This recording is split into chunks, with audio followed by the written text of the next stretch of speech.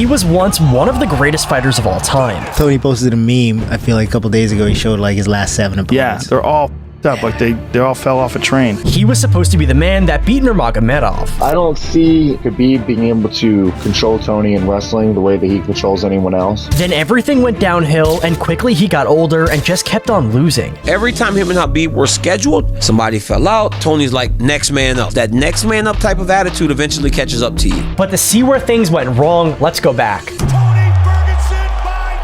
After several applications, Tony Ferguson finally got the chance to present himself to the worldwide MMA audience with an appearance at the UFC. But first, he had to prove himself on the 13th and unpredictable season of The Ultimate Fighter under former UFC champion and The Ultimate Fighter coach, Brock Lesnar. Came into the UFC, walked through everybody and became the UFC heavyweight champion. And our pick is Tony Ferguson. Tony was brought in along 14 other welterweight prospects at the time, hungry for contracts and the continuation of their careers into the UFC. Only one thing was occupying everybody's mind: victory. Because they knew only the toughest would prevail. But little did they know that their dreams would be disrupted because among them was a man who was the embodiment of a nightmare. This is a dream come true. You don't get this many chances, you know. My mom called me Mr. Destiny. This is my destiny. When it was all said and done, the season was open and the fighters started their skirmishes. Tony made his first appearance only in the 6th episode. Only later did he become known as a fighter with an unorthodox style and strange moves. But already in his first fight against Justin Edwards, Tony won by no less than an up kick KO, which was definitely a knockout that you don't see every day. As soon as I saw him come up, I just turned my hips to the side. I knew he wasn't going to see it. Bam, heel kick right to the face. Next thing I know, Justin's falling on his face and Tony's on top. At the beginning, he proved to everyone that he is not stuck there with them, but they are stuck with him. And we don't just mean his performances in the cage. Tony showed mental instability in the house with the other contestants. The boys couldn't believe the level of insanity present in this man. He behaved aggressively, provoked other fighters, and ran around doing as he pleased. Something was definitely off, and he hadn't even made it to the real UFC scene yet. You know what? Hit me! Tony, relax, dude! It was evident that Tony had a few loose screws in his brain. Consequently, Tony moved on to a new victim in the quarterfinals. That victim was Ryan McGillivray. Poor Ryan could only stand his ground for 45 seconds and not a moment more. He cracked under the pressure of Tony and got knocked out. Tony's nasty. He's had 2 quick finishes here in this competition, and Brock Lesnar feels he's the best guy here. Well, Brock was 100% right. He and Tony developed a special relationship, and Ferguson credited him with much of his success for the rest of his career. With a swift finish, Ferguson moved on to the semifinals. His opponent, Chuck O'Neal, was the first fighter who managed to withstand for almost 3 rounds. However, it didn't do him any good because Tony turned him into a bloody mess and became just another series of knocked out opponents on Ferguson's resume. It seemed that the TUF was short for Tony is the Ultimate Fighter, because in the finals, there was another first round knockout where the victim was Ramsey Nijem. Just like that, Ferguson won the 13th tournament, delighted the audience, Dana White, and got himself a UFC contract. But this tournament was just a warm-up for him, the beginning of a career that would end him fighting in the cage, desperate for just 1 win. Something that later down the line would be nearly impossible for him. What was it like in there for you? You know what? I learned a lot about myself in there. I kept a lot of stuff bottled up and I brought a lot of inner demons with me inside there. In his debut in 2011, he performed in full shine. Aaron Riley was the first UFC fighter who witnessed what it meant to share a cage with a madman. But like the other opponents, he was there for a very short time. Not only did Ferguson knock him out, but he broke his jaw in the process. Many will agree that after defeat, the fighter shows who he really is. Everything is easy when you are winning and dominating your opponents, but coming back from defeat is a great lesson and an indicator of determination. Tony took Yves Edwards to a decision where he won, but in the next fight against Michael Johnson, he got his first loss in the UFC via decision. This is where Tony's legendary rise begins. This is where his darkness prevails. He's legit crazy. I don't know if he feels pain. Kind of crazy. From October 19th, 2013, and for the next 6 years, Tony was on a winning streak rampage, slicing and dicing through competition. When the public's focus turned to his brutal and unorthodox training methods, no man did not ask himself, is this man sane? I would like to see what his conditioning workout is, because Eddie goes with him up to Big Bear, you know, and he trains with him, and he says says, never seen anything like it. He said, everybody else in the camp can't keep up with him. I've never seen anybody have this kind of dedication and gas tank. He said he works out a legitimate 6 hours a day. Tony didn't cherry pick his opponents, but went through the hottest fires of lightweight and came out every time without burns. He faced MMA legends such as Edson Barboza, Rafael Dos Anjos, Anthony Pettis, Donald Cerrone, Josh Thompson, Gleason Tabao, Abel Trujillo, and many others. He scored 11 incredible victories. Only a couple of them managed to lose by decision. He justified his Mexican roots and showed he was relentless, extremely durable, immune to pain, and comfortable wearing other people's blood. It speaks to the mental toughness of Tony Ferguson. I don't think anyone should question that. Now, the lightweight division had two super dominant fighters, but only one of them could sit on the throne, and it was time for the two to face each other and decide who was the king of the division. However, this fight remains only an unfulfilled desire of the MMA community,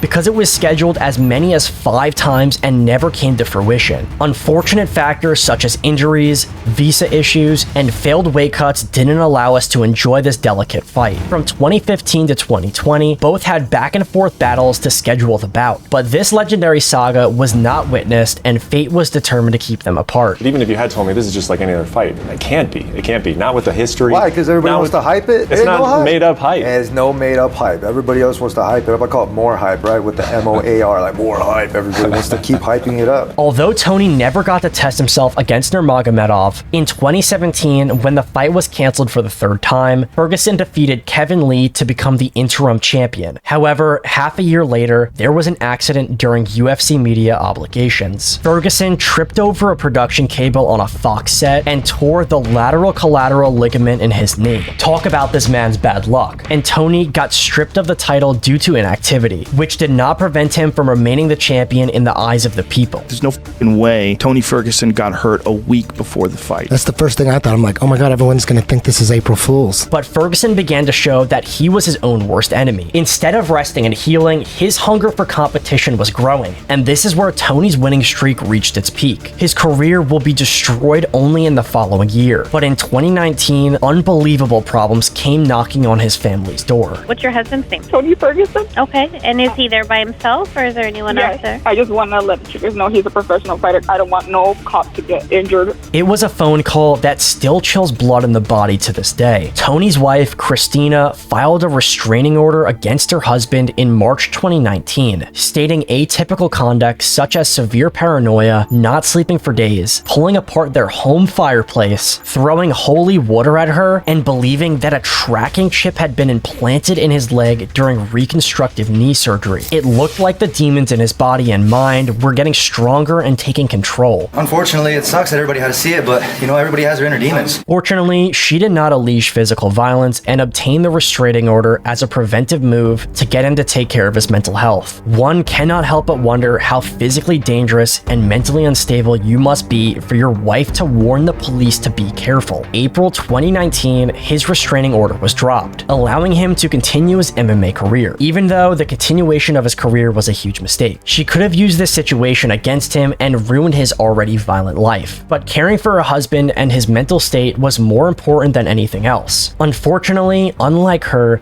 for Tony, his health was the last priority, and all the focus was on returning to the UFC cage. And how is she supporting you? What is she doing during this camp? Making my food, helping me out, you know, helping me fold clothes. Now we come to 2020, the time of the pandemic and the 5th attempt to schedule a fight between Ferguson and Nurmagomedov. Khabib was unable to leave Russia due to restricted air travel as a result of the coronavirus pandemic. In his stead, he was offered a replacement fight against the late replacement Justin Gaethje, with a free choice to accept or not. Instead of just sitting out and waiting for the 6th attempt to schedule a fight, Tony decided to jump into his stomach, and his mentality that never refuses a fight backfired. He didn't want to leave the fans without entertainment during the pandemic, and Tony decided to be Tony, so he accepted the match for another interim championship, a huge mistake. However, people pitied Justin for the hell he would have to go through. They already saw him in advance as another victim of El Kikoy, bloody, cut open, and defeated. You were having these wild exchanges. You were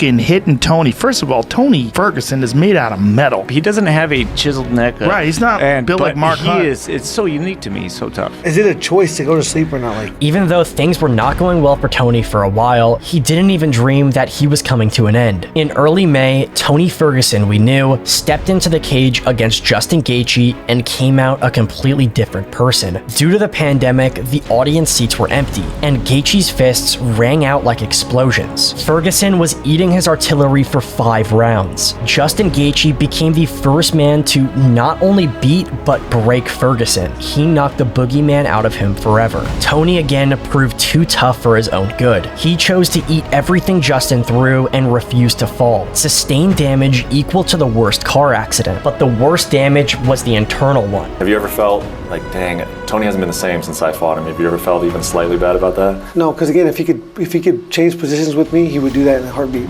It's my job. It's what I do. Luckily, I was successful that night. But I mean, I don't think it's the fact that I took his skills away. I think I took his confidence away, and I think confidence is the biggest factor when you're in there. And stubborn Tony returned in December of the same year against Charles Oliveira. His mentality was indomitable, but his body just couldn't take it anymore. Not only did Charles dominate him, but Ferguson proceeded to lose in subsequent matches. The legendary 11-fight winning streak turned into something opposite, an 8-fight losing streak. Even in defeat, he managed to break records, but Tony was no longer Tony. No one could stop him from fighting, and the 7 fights that he lost were against top lightweight competition, only top fighters. At this point, we don't know how healthy and good his persistence was for him. Actually, we know it wasn't. In 2023, he actually had another run-in with the police. UFC fighter Tony Ferguson under arrest after a rollover crash in Hollywood early this morning. Ferguson was driving a pickup truck when he smashed into multiple parked cars. He was arrested in California and charged with DUI after crashing his pickup truck and rolling it over. He was later released on $30,000 bail, but the word enough was never in Tony Ferguson's vocabulary. Tony was brutally knocked out unconscious for the first time in his career by Michael Chandler and submitted twice by Bobby Green and Nate Diaz. There's a photo of Chandler's foot connected on Tony's face. It's like